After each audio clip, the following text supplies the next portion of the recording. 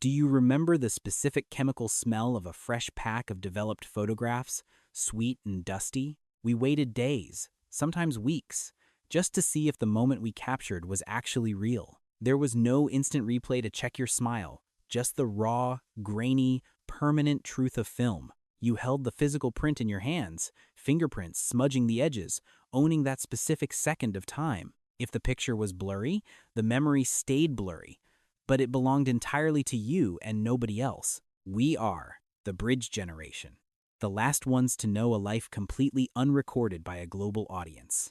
We played outside until the streetlights hummed on and our mistakes evaporated into the evening air, unarchived. But somewhere along the line, we traded that quiet ownership for a noisy, crowded digital stage. Have you ever met someone who refuses to post, who just stopped playing the game entirely? They sit at the dinner table, phone face down, actually tasting their coffee instead of photographing it. In a world where everyone broadcasts their breakfast and their breakthroughs, these individuals seem like ghosts to us. Most people assume they are hiding something, or perhaps they are just too old to keep up. But watch them closely, and you will see a deliberate stillness that looks nothing like fear. Research on social behavior suggests they aren't shy. They have simply calculated the cost of being seen. They remember what it felt like to have a private self, a version of you that wasn't content. Think about the last time you saw a sunset and immediately reached into your pocket for your device. You stopped seeing the colors with your eyes and started framing them for an imaginary audience's approval. In that split second, the sunset stopped being a celestial event and transformed into a performance piece. The people who don't post have recognized this subtle transaction and decided it is too expensive to pay. They know that the moment you package your joy for public consumption, you dilute its potency. Every time you share something personal, you are trading the ownership of that feeling for a small piece of external validation. Psychologists call this psychological ownership, the deep and quiet sense that a specific memory belongs entirely and only to you. When you make it public, that sense of possession dilutes, and your private joy becomes everyone else's casual, fleeting commentary. Many of these people didn't start out silent. They were once the ones posting every meal and every milestone with excitement.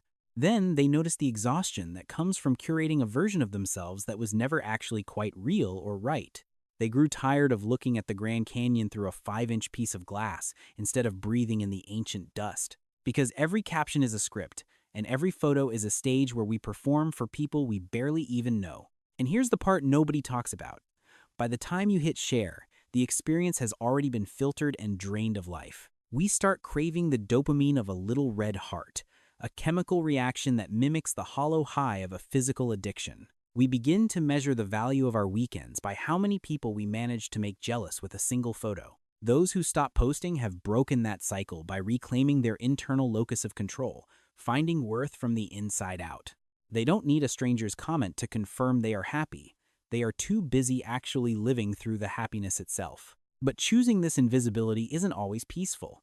There is a specific, heavy kind of anxiety that comes with being watched.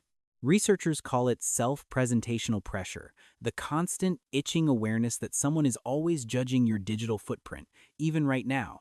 Imagine walking through your own home with a camera crew following you, waiting for you to do something worth filming. Eventually, you stop moving naturally and start moving for the lens, editing your posture and your words in real time for others. This is what we've done to our minds, turning our inner thoughts into a product for a marketplace that never truly sleeps. The paradox is that the very platforms built to connect us have left us feeling more isolated than a lonely desert island. When you stop posting, you finally see who actually reaches out to you without a digital notification prompting them to care. You discover which of your friendships were built on genuine interest and which ones were just simple social media transactions. Imagine the profound silence that follows when you finally stop shouting into the hollow digital void.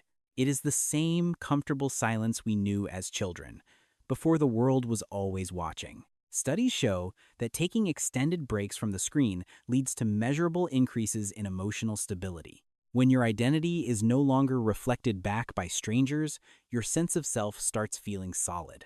You stop editing your life into something digestible and start living it in its messy, unfiltered complexity. Not everything meaningful requires documentation. Some things are meant to be experienced and then let go. The people who don't post are rediscovering their own thoughts beneath the constant hum of the algorithm. They have deep conversations that never get screenshotted or shared for the sake of social clout. They experience a private joy that doesn't need a single witness to be valid or real. This isn't about hating technology. It's about choosing a quiet authenticity over a scripted digital performance. Once a moment becomes public, it stops being purely yours. It belongs to interpretation and judgment. It belongs to the endless scroll, a tiny pixel among millions of other discarded, forgotten moments. There is something almost spiritual about choosing to remain untouched by the frantic noise of this age. While everyone else is desperate for attention, these individuals are whispering secrets to their own souls. They are finding the parts of themselves that were never for sale to the highest bidder. Privacy isn't a form of loneliness. It is the sanctuary where you actually get to meet yourself.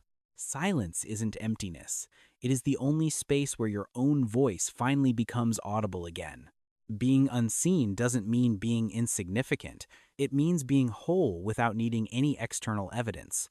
The truest way to exist is quietly and fully, without carrying the heavy burden of a camera. That's not a withdrawal from life. That is the most radical form of presence we have left. We are the bridge generation, the travelers who crossed from the physical world into the digital frontier. We carry the old country in our bones, the weight of heavy paper, and the holy silence of a house. Sometimes, I think about those cardboard boxes of photos we used to keep tucked safely under the bed. They didn't need likes to be important. They just needed to exist in our hands, real and frayed. They were the physical evidence of a life lived, not a life performed for a crowd of strangers. When you choose to stop posting, you are returning to that quiet box hidden under the bed. You are reclaiming the sacred right to have secrets, to be entirely unknown by those who don't matter. You are stepping back into the skin of the child who played until the streetlights hummed to life. That child didn't need a caption to explain why the cool dirt between their toes felt so good. They didn't need a comment section to validate the electric thrill of a bike ride at late dusk. The world is shouting at you to be visible, to be content, to be a brand for others. But there is a quiet, radical power in refusing to be a product for a machine to sell. There is a profound dignity in being a person who only truly exists for the people they love. Look around your room right now and find one single thing that isn't on the internet today. Feel the texture of the wood, the temperature of the air, the steady rhythm of your own breathing. This specific moment belongs only to you, and it is the most valuable thing you will ever own. It doesn't need to be shared to be real. It only needs to be felt by you right now. We are the bridge generation, and we have the power to walk back across whenever we finally choose. You don't need to be seen by the world to know that you are finally, truly back home. Just sit here for a moment, in the beautiful, private silence of your own messy, wonderful life.